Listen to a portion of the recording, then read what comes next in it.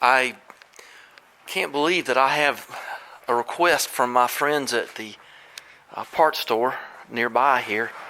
They they want to see this real bad. This was, I guess this thing's 20 years old, and I've tried to take pretty good care of it.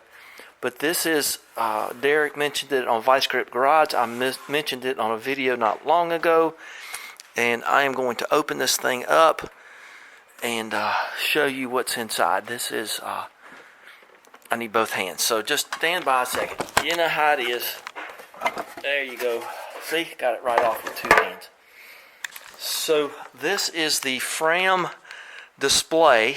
And I got to tell you, I really don't know how old this thing is. Let's just say it's more than 20 years. But I've got all the glitter that glows there. And this shows the Fram. I can't believe I actually have this and have request. So this is the bypass spring in a Fram. This is the one in the CarQuest blue. There is red. There is a lower echelon.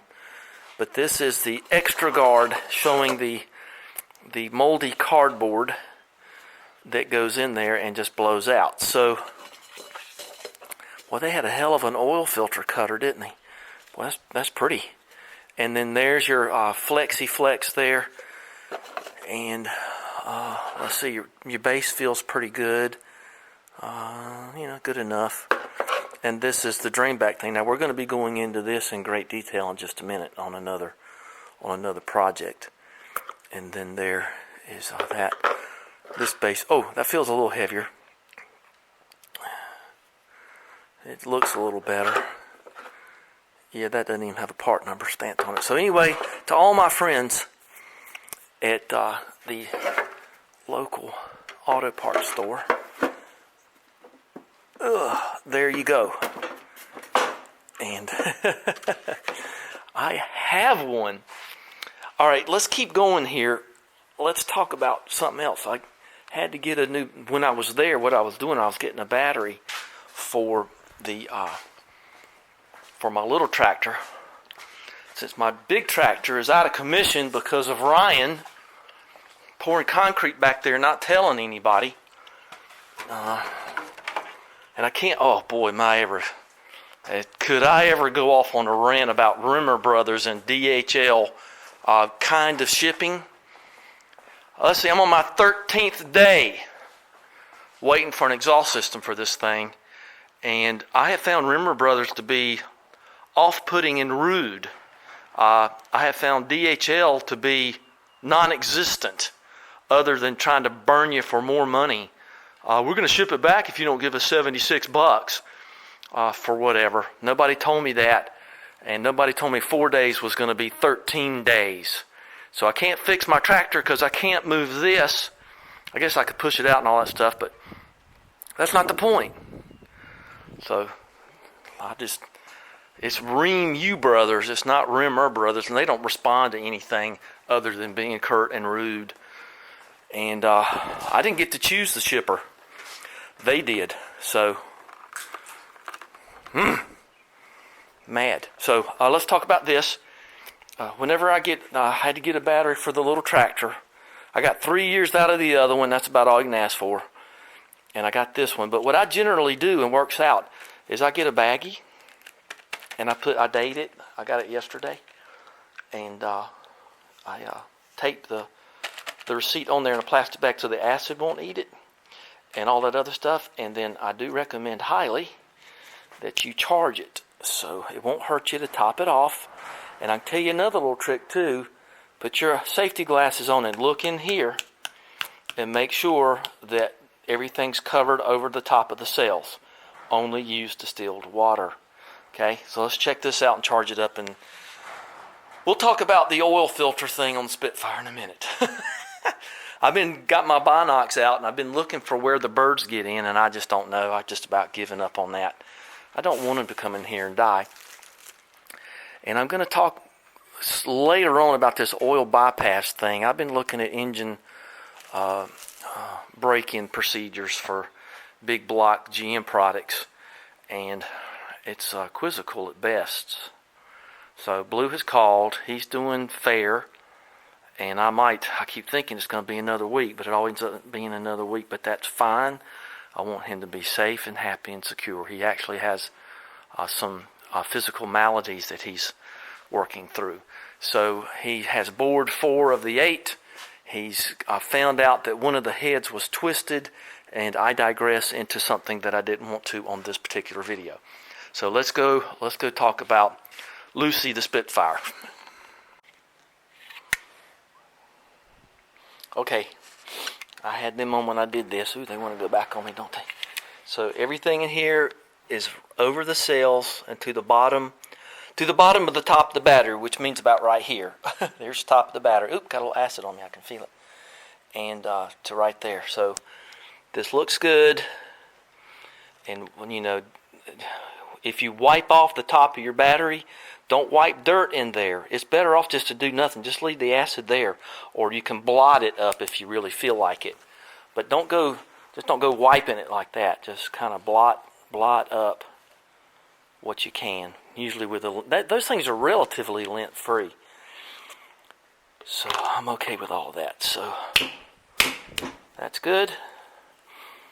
That's good. Safety squint's off. And let's hook up our charger. So I just hooked it up a moment ago, and I got the green light flashing, which means it needs a little topping up. So let's go over here and talk about this. Got a reason for the Bonneville commemorative clock being on the floor. I'll tell you about that in a week or two. So this goes on Lucy. Lucy is short for Lucifer, because this thing is such a difficult vehicle to work on. Now, what we got here is a W92017. Better check everything you do. Check behind me, okay? Now, what we have here is what would be a PH16, so I am told. And one would notice that on this particular motor and on some other motors and so forth, in order to save room, they tilted the oil filter up at an angle. You can see it right here. This is the same filter as that. It's right here. I have an oil cooler on this car, and every time I crank this car, I have to I hit the starter right here, and then I turn the ignition on, and I have to turn the starter for a while to get oil to fill this system. If you don't, it knocks like crazy, and it'll knock for a long time. We can turn the heat off, I think. There we go. I need to do that on Daphne too. So we are going to put a oil filter remote kit on this. Now, I'm going to tell you what I'm getting, and I don't even know if it works yet, but I did some pretty heavy research into it. And it is an, we'll see if I can get a better thing of it. It is a DAPT, D-A-P-T, Performance 1113. And you can find those all over the place. I'm not going to show you because then I have to show you my phone. I ain't going to be doing that. So anyway, I don't know what information is on there. So I'm getting that kit, and we'll see how that works. But right now this is miserable, and I'm going to try this before I rebuild the motor. I keep thinking about it, but I just don't want to do it. It just runs so good, so I just don't want to do it.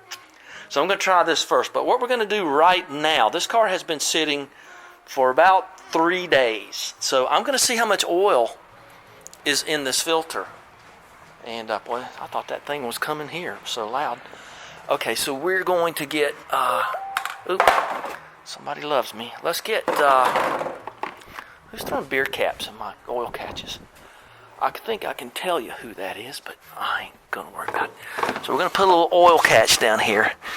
Now, what do you think this thing holds? 1.5 pints? So when I take this off, oil should just flood out everywhere, right? So the other thing I'm going to do with this car, I'm going to change the oil, and it's been long enough. I don't usually do enough miles for it, so it's just been long enough to change it, to get the acids out of it and everything.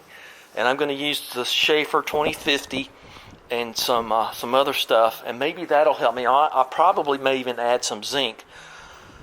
These bearings in this engine are not that old, so I probably have done my break-in mileage enough to go ahead and change it. And I don't know what guys are doing. They're breaking in motors with regular cheap motor oil, and then they're changing to the break-in oil. Huh? Okay, well, if you say so. Oh, there's my circle cutter on the floor down there. That makes me feel bad.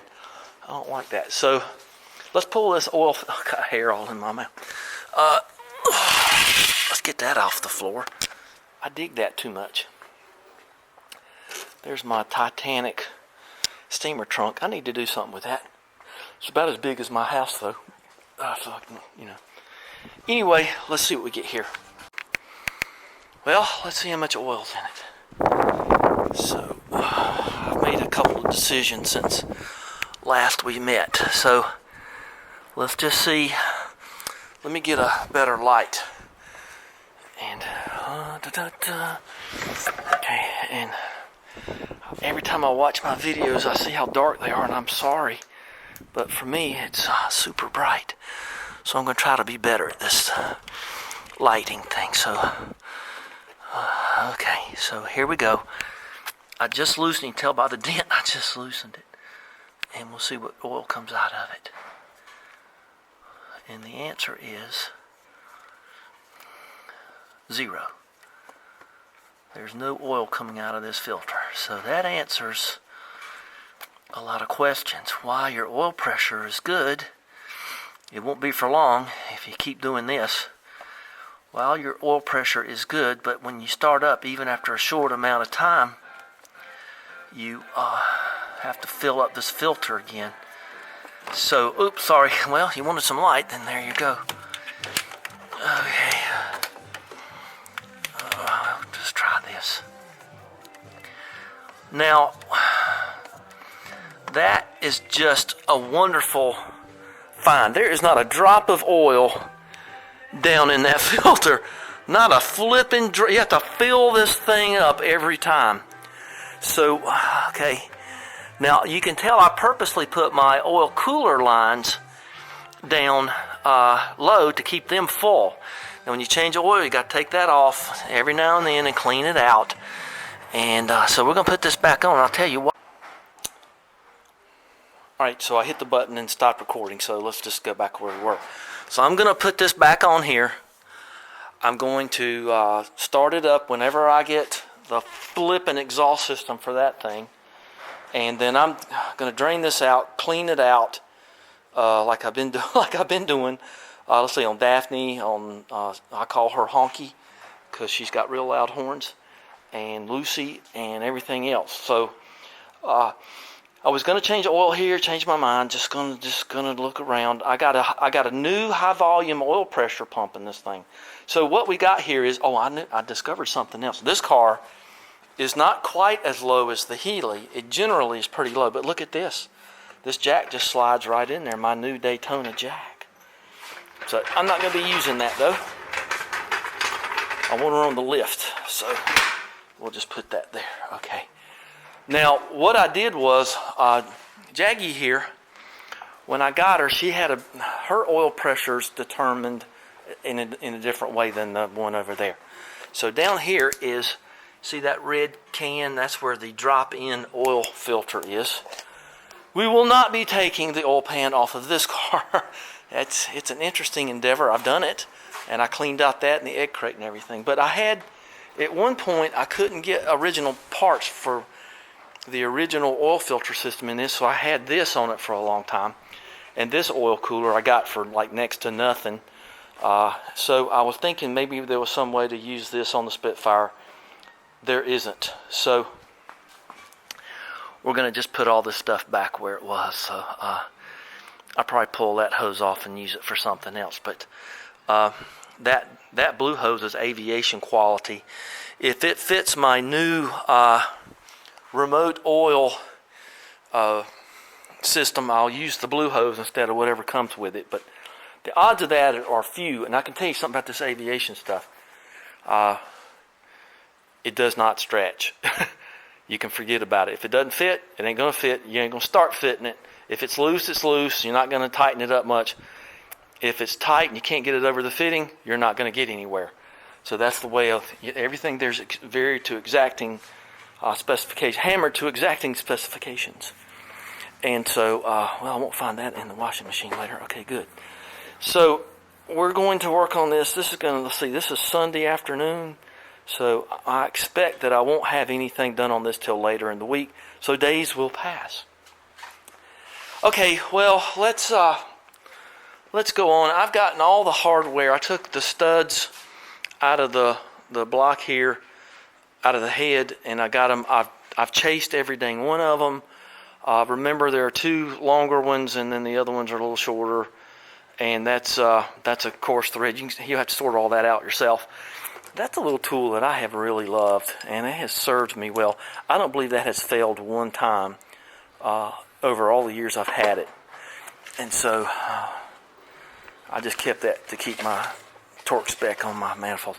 So I'm going to go over here. I'm going to change the, there's all my stuff. When Mick was here, he said, you got a cloth sitting up there. I said, West Coast Tools are on it. And but nobody knows. Well, thanks again for that thing. I can't wait to do John's truck bed. Looking forward to that. So I made this little half cover for the mechanical fuel pump, which you need to take off.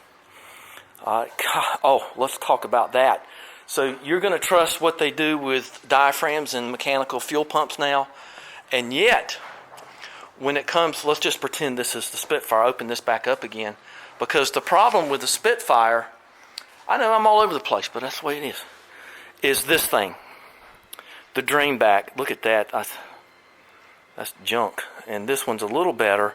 But you can't ask a car that you don't drive every day to hold oil in an inverted filter that's like this. No matter what it is, I mean, I guess it's possible to hold oil. It's just their silicone anti-drain back valve. That actually would be considered a valve. A whole lot better than the Fram one. So that's what's happening here. It's just draining back. And man makes filters for a lot of cars. That's all I use in Gilda, the BMW up there. That's all I use. And if they drain back, if it can sit here for 2 or 3 hours and drain back enough to make the engine knock for 3 or 4 seconds when you crank it, then that ain't going to make me happy. So my decision here is going to be, do I keep the oil cooler?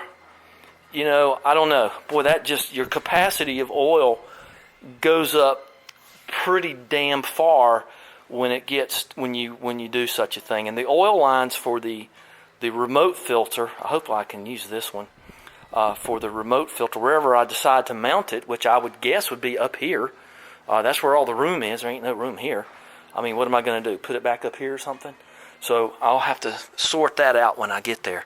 And if I can use those blue lines over there, that may even increase my thing. But always remember, too, when you got all these oil lines, you got to clean them out now and then. Maybe not every oil change, but I wouldn't go more than 3 oil changes without taking everything off and cleaning it.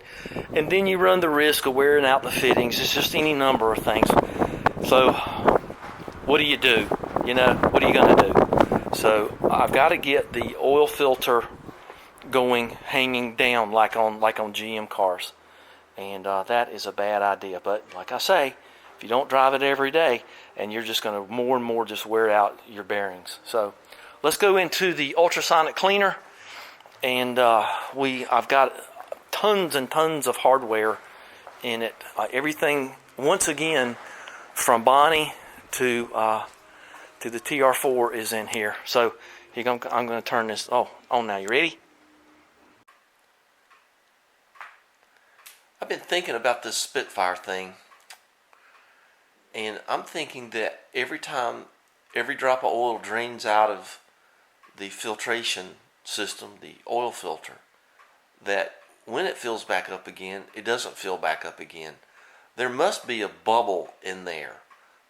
I mean, it might work itself out, but that could be worse. Then you got air in the oil, cavitate or whatever you want to call it. But my guess is that there's a fair amount of the oil that's not even filtered. Maybe I couldn't get a camera in there if I tried. I guess I could run it for a while and poke a hole in the top and see if I'd get any air out of it. Of course, I'd be covered with oil. I'd probably shoot it clear up to the ceiling because the thing's got some pretty high pressure. So I'm feeling like this is the right thing to do, no matter if you do drive it every day, every hour. You're still probably got some kind of bubble there. I don't know why they did it that way. There's a lot of cars where the oil filter is facing upward and not hanging like it does on old GMs and other cars. Or even the TR4, it's at an angle down the way it should be. So I would recommend doing this no matter what. It looks like $100 will get you a pretty good Wix filter or two and the system to make it remote. I don't know, like I say, I don't know where in the hell I'm going to put it. But I saw some guy say he was going to put it in the passenger compartment because then they make his passengers change oil filters. But anyway, we'll continue on. It's just a thought that you're going to get air bubbles and possibly an air bubble in there that doesn't come out, and thus causing more problems and possibly causing slightly lower oil pressure. But anyway, just a thought. Okay. Amber waves of Roundup out there. This is the 5th of May, I think. Maybe the 6th, I don't know. Exhaust system for the TR4 will be here only 1 week late. Actually more than that. And I will have something to say about that when it gets here. Trust me on this thing. So I went to work on the Jaguar yesterday. I don't know what's gone wrong with her. I know a little bit what's gone wrong with her. First of all, this coil is bad. I have run into more bad coils lately. I don't know why that is. That's a Lucas. And I got 2.8 here and maybe 1/3 of the resistance through here. Through the secondary coil, I believe they call it. The one that produces the fire. I believe I got that right. I never really cared about that. I just know how it works. TR4 carbs. So I went to work on this girl, and I wanted to blow all the fuel out of it, and I did. And it did have some stinky fuel in it. So I took the float bowls apart. I blew out this where the catchy thing is, the first of the 4 bowls in the series of this vehicle. I went to take the original air cleaner stuff apart.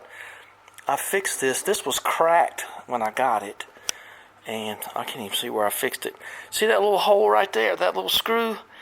That's where on cold days I spray in starting fluid through its little nozzle, and then I put that back in there, and that way I get an even amount of starting fluid all the way through it.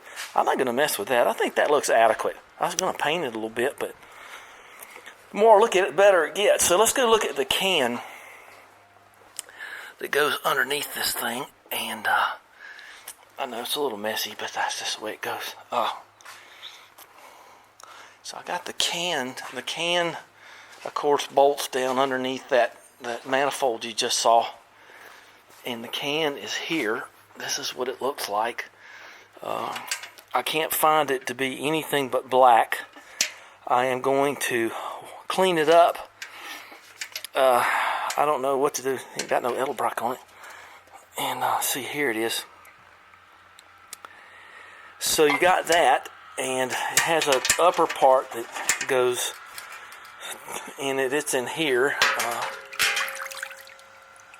And they're farming. That's the grinding noise you might be hearing in the background. See out there?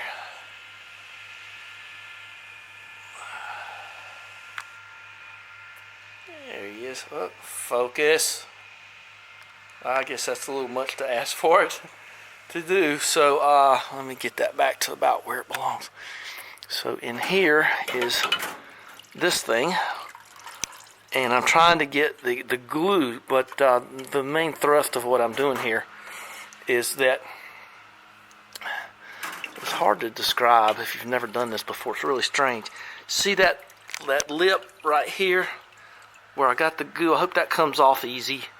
And yeah, I think I'm gonna have to powder coat it. It's sort of chipped up. And carburetor stuff, I got all kind of other stuff in there.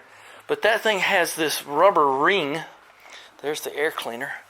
But it has this crazy ring. And you gotta glue it to what I just showed you around the rim, and then the bottom part of that manifold, that silver manifold I had, goes in here. But look, it's kind of got a little problemo there.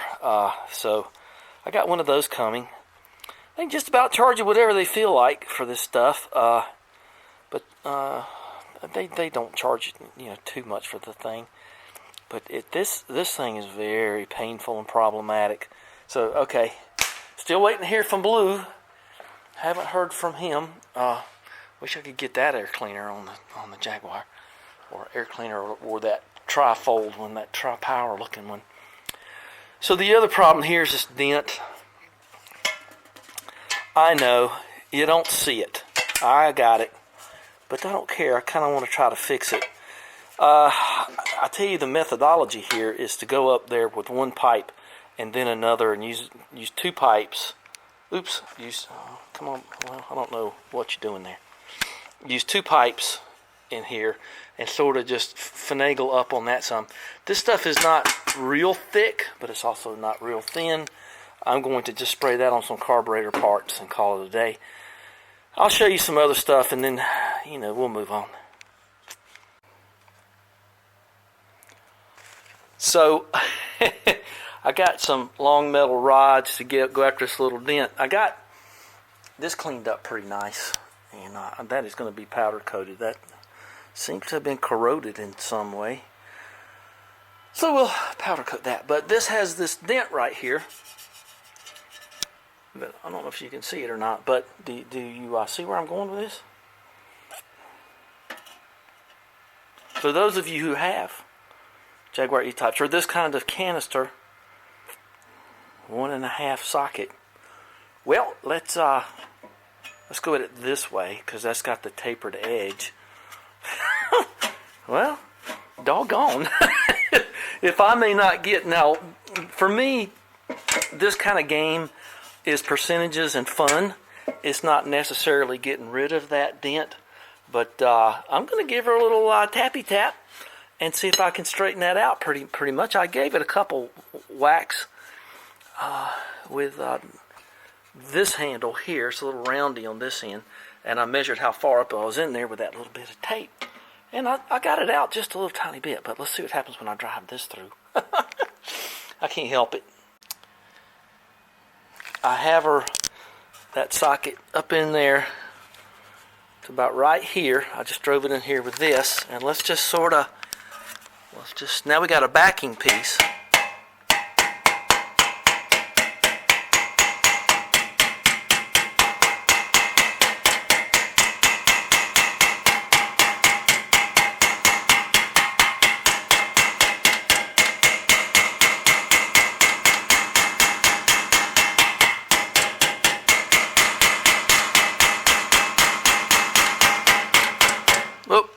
Well, might have made it worse.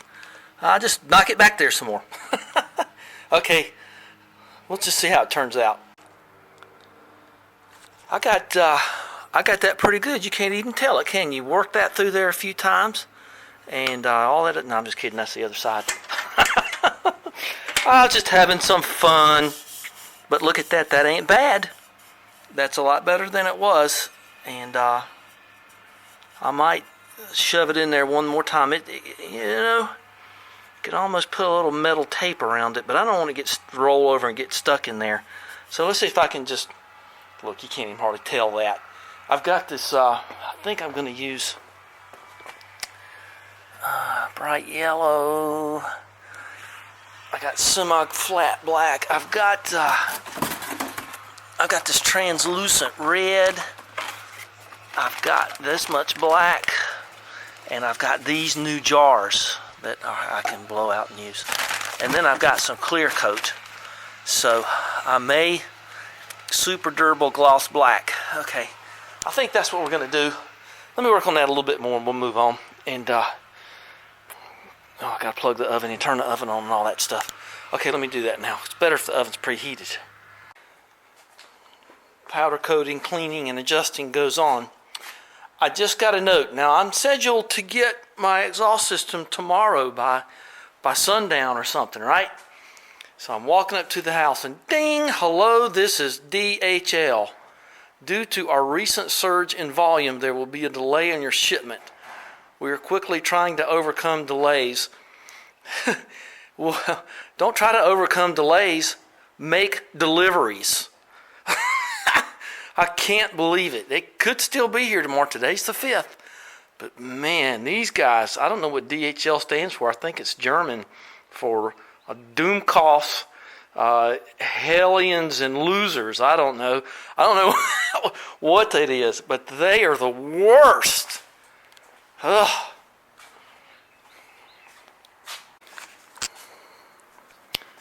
I coated this with some translucent red. Just to give it a little pizzazz, not too much pizzazz, but just a little bit. Coated nicely. That's the thing about powder coat, man, it seals it up and you don't have to worry about it. Let's take a peek in here. Quiet now. Ooh, isn't that pretty? We're gonna let that kind of cool down slow. So we are done here. I've got this little pan here done and she's cool, and I'll show you how this goes together if you're interested. And that turned out just perfectly. Where's the dent? It's right here, but even shiny, it's kind of hidden in there. So this is what I thought was going to happen. Now she's going to be a mite sticky. One thing about powder coat is she's a mite sticky. If nothing else, it is that. So let's get our Crossland filter here. Well, let's do it this way. Okay. So there's the moss number. You can get these all over the place. You can get these on Amazon if you know the numbers. And my experience has been Crossland's usually Fram. I don't know if that's true here. We'll figure it out. Let's get the Crossland number. Oh, the Fram number, CA2613. Okay. Ooh. She ain't exactly clean. I have to clean. I think I'm going to wipe this down a little bit. It looks like it's just been in the... Oh, there's Crossland number. 877. I saw that on the box. U11S2A. Well, the whole point of the air cleaner is to have it clean. So let me clean this and I'll show you what goes on. Cleaned and blew it out a little bit, so I think this will be fine for my purposes. Okay, she fits down in there real nice. Okay, and you can see how that seals. That's a nice seal. You know, I don't think that there's a differential here on these. I think both sides are the same. Yeah. Okay. Slips down on there nice. Now I tell you what we probably want to do is spray a little silicone here to let that release when the next time comes. That is going to stick to that powder coat like all get out. So let's get some silicone. I decided to go with Sil Glide because it actually doesn't evaporate so badly as silicone spray. So let's get a decent smattering. I actually knew somebody named Smathers. She didn't like me. But she's part of a wide chain of people like that. Okay, oh yeah, well, click. Nice. So then what you do is you'll put a little silicone. I want to use that finger.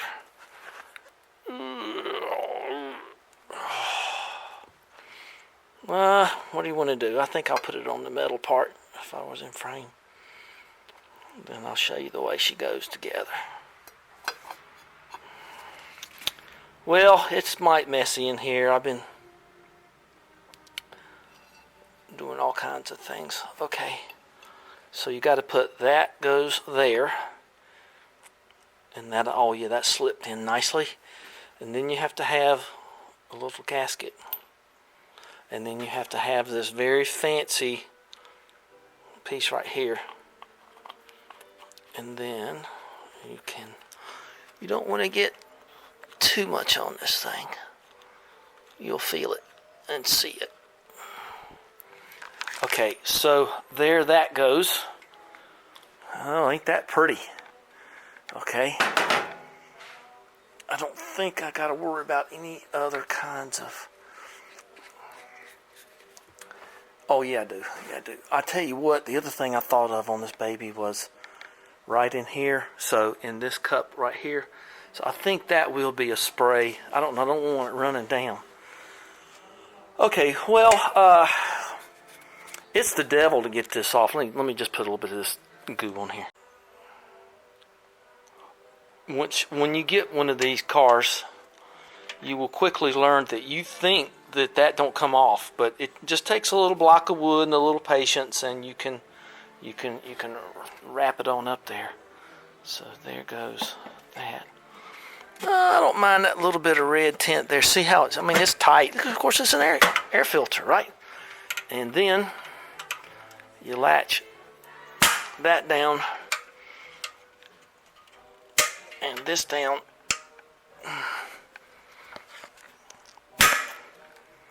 And this down. And that's it. Now I'm going to have to put this in a very safe, secure place, which will be inside the car, away from the birds. I found a dead bird in here today. God, I have searched this building with binoculars and everything, and they get in here every morning. So anyway, not much I can do. So I'm going to get some glue and run your finger around that. I fortunately didn't put much glue on the bottom side of this. So when I get that new ring, you really should just glue it in there. So and I'll show you later, but when you put the manifold on it, I neglected to tell you have to bolt it down before you do all this, but I wanted to do it anyway. Yeah, there's a fancy bolt that holds this can to the car. But anyway, yeah, you got to glue that thing in. See that hole right there? That's where it bolts to the car. But I'd rather have it like this right now and have it clean. Everything's adjusted, and that's 7/16 like it should be. Right there, y'all know the drill. There's all the parts. There's where I found some varnishy kind of smell in there. Remember, there is a screen up inside of there, a little brass screen. That'll bone you if you're not careful. And so that's phase 1 is gravity. Phase 2 is the brass thing. I've cleaned all these up. And I am not too much of a fan when it comes to Jaguar messing around too much with stuff. I'll clean it. I don't mind doing that in the least. And here's that fancy bolt that goes. Oh, I got it in the car. I think I'm going to keep it all together. But this fancy bolt here actually goes in the bottom of this can. I'll leave her there. And then goes to this nylon, as I remember. Yeah, nylon little holder right down here. It is a bizarre system. Yeah, I remember. See my marks down there. Be a good time to change the oil, wouldn't it? Well, changing the oil in these. Well, good thing it holds a whole lot of oil. I'm going to change it anyway, but we'll have to do that later. Let me get all the carburetor stuff put back together, and I'll feel better about it. Now, let's see what I can do here. Yeah. These, in this particular, Strombergs will leak down, but these don't generally leak down. If they do, you kind of got other problems. These are, look at that, that's just years and years old. But that, I did polish those. I don't know what possessed me, but I feel like that one's okay. Oh, well, I'm not going to show you this. This is ugly. And we don't want to be accused of being ugly now, do we? Okay. You could tell by the sound what I was doing, couldn't you? Well, let's just... it's like when they checked me out when I went out for sports. I got to stick my hand down there and you're going to have to cough. So it's just all there is to it. Sometimes you just got to face things. Okay. Dr. Rankin, what a great guy. Okay.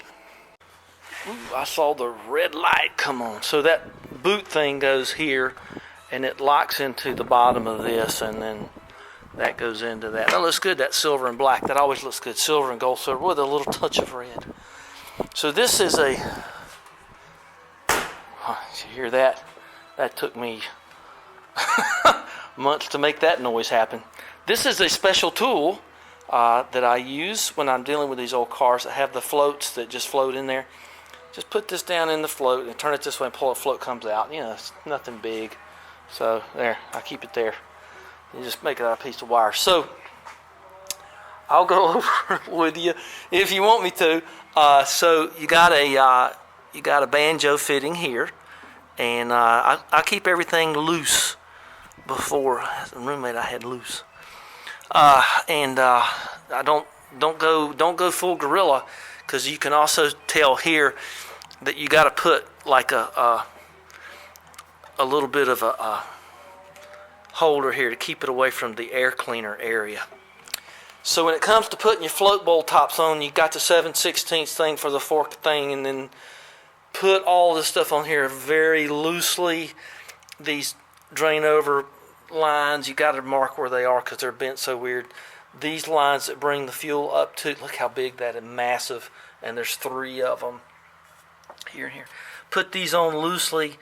I'm lucky in that I still have my original tag. See, that's got an R on it, and that's got a C on it, and that's got an F, front, center, rear. So I still have the AUD tags. And just not only put everything on very loosely and let it kind of settle into place, but tighten it up. You know, just go around, tighten. And yours may vary. I use I find 21-inch boxed in wrench fits best on these gigantic couplers here. So, see, that's just nice. But it does take both hands.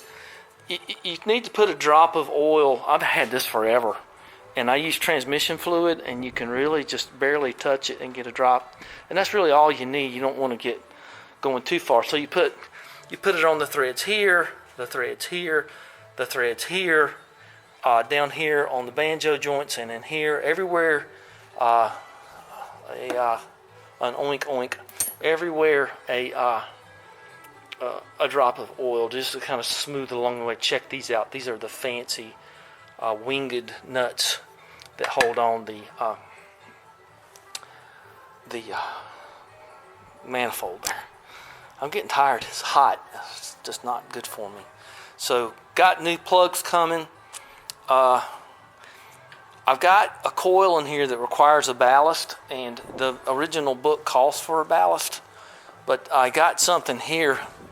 I think I talked about this earlier, but yeah, I did. I think I'm going to be putting, where did I put it? Dadgummit. Oh, I know where it is. It's back here. I'm going to be putting the original coil back in it because it gives me the best numbers. It seems to be fine. And I do love these because I love the screwing thing. But that is the original coil off the Jaguar. So I am going to clean it up. You got to be careful because if you break those off, it's over.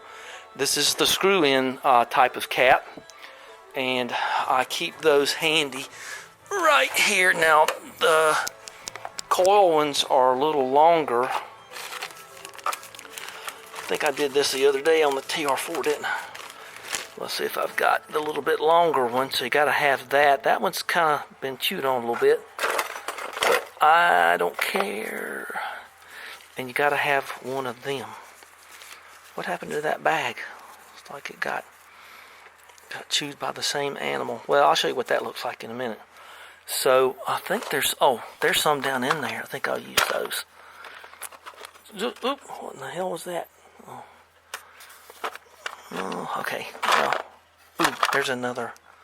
That one's busted. But you got to keep these things. You can still get them, but you don't got to keep them. But I keep them in case you end up in a pickle. Okay, so, not that song. Okay. I have a little bit of sad news to report. One of my favorite pieces of equipment here, my professional D-26 Star D. After a lot of years and a lot of service, this little stopper here, this little thing broke. That goes up there and locks it into place. But now, with a little bit of a hose clamp there, may just tape it off and call it a day. But she looks like she's more befitting to be in my shop now. Okay, well, believe it or not, I am going to use this thing. And, ow. And then I'm going to show you some stuff. Okay, I'm going to show you all this stuff in through here in just a minute. I'm powder coating something. Believe that or not. Well, let's talk about coils. If anybody wants to do that, I can, because I got plenty. I got more over there. I have an original, some old stuff from the 50s. But anyway, let's talk about these things. I got this, not to be confused with Das Boat U505, and so I got kind of lied to there a little bit. What do you know? I wonder how that happened. So anyway, let's talk about brighter, more beautiful times. So I'm not going to use that because this coil's too big. There's your dielectric grease. Use it sparingly. There's your Thanks to Mick dielectric grease tool. Don't need that. Don't need that. And here's the freshly powder coated coil holder for the Jaguar. So let's talk about the one that, hey, let's do this. I'm going to get my 99 cents worth out of that sticker, huh? Let's see, it goes on like that, I think. And that all, ooh, sticks on there good enough. So what? So this is the one that was on it. This is the Lucas coil. I wasn't going to go into this, but I decided I would. Especially when I got the U505. You were going to have to go get a decent multimeter, gang. I got to tell you, if you ain't got one, you're chopping and with no chips are flying. So let's, what am I going to do here? There we go. You got to do this. 0.3. Ooh, more than that. Yeah, 0.3. So you got to minus that out when you do anything, right? Check. So this one, the one that was on the Jaguar, and you got to make good contact, gives you pretty good ohm 3.3, but when you go to your mega ohms thing, it's a little lacking. Don't think that's going to work for me. So I consider that one to be bad. So here's one I just found a few minutes ago. It looks like the cousin to this one here. I have no idea what this could be the original TR4 one. Ooh, 3.8, baby. Ooh, that's going to be tough to do. It's so corroded. I didn't clean this one out either. But anyway, still gives you a reading. Original Lucas stuff. This only has 2. That's why I'm thinking it could have been off the Spitfire, or they use AC Delco though, so I don't know. That was probably not any good. I don't have any idea. Use with, okay, blue streak, as in somebody cussing a blue streak at you. So she's 2.1, so that's 1.7, and mega ohms are underperforming in my opinion. Let's see, I don't know where that came from. And she's giving 1 point, yeah, that's definitely would need. Now see, that one's giving a pretty high reading on the mega ohms, kilo ohms, I mean. Almost, 10 and a half. That one's probably got, that does throw a little more flame. Now, they're honest with you. They tell you right there, it makes it easy. I don't know. I got to tell you, ballast resistors just are a little sloppy to me, but you got to have them. So, this one here looks brand new. See, that's going to need a ballast resistor. And see, that one's 10 something, so that one's pretty good. And didn't think it was going to be this thrilling, did you? So use with, so don't tell you. See, it's at 1.8. 1.8. So minus the 3 gives you 1.5. A little lacking, adequate, I suppose. Now we're going to get to the main feature here in just a second. Don't you worry. I just want a baseline 2.2, so that's, that would need a ballast resistor. Ooh, 11. See, that one's giving you a pretty good reading there. Okay, so that's a pretty dang good coil right there, as long as you want to use a ballast resistor. So here's where we are. I think this is the original bracket off the Jaguar, but I'm not sure. I do know for a fact that this is the original coil. I guess I'll put some clear tape around that or something. And so we are going to go in like this. Now you'll see on British cars, you'll see SW and CB. That's contact breakers and switch. So depends on what your earth is. If you're positive earth, then you go positive, and then negative. You figure it out. It's circuit breaker or contact breaker and switch. You can sort that out yourself. But I would definitely be careful about such things. So here is the original coil. Here's what I was talking about earlier. Solder them in. You put them on the grinder and you get them flat, and you clean that out in there like I did. See, it's clean, and the threads got a little bit of seal glide on them. And ladies and gentlemen, this is racing quality stuff here of the era. And all you got to do is, you don't have to go full gorilla there. All you got to do is just be firm, and then there you're done. And now, I never have liked the way that moves around, but I got to get over things sometimes. That's going to be a plug inside. So this thing is from 1967, and that don't mean, good or bad or whatever. So anyway, let's take a look at this one. So as you can tell, I've already been here because I've got I'm going to use a ballast resistor on this one because that's just what I want to do. I don't have to do something like that.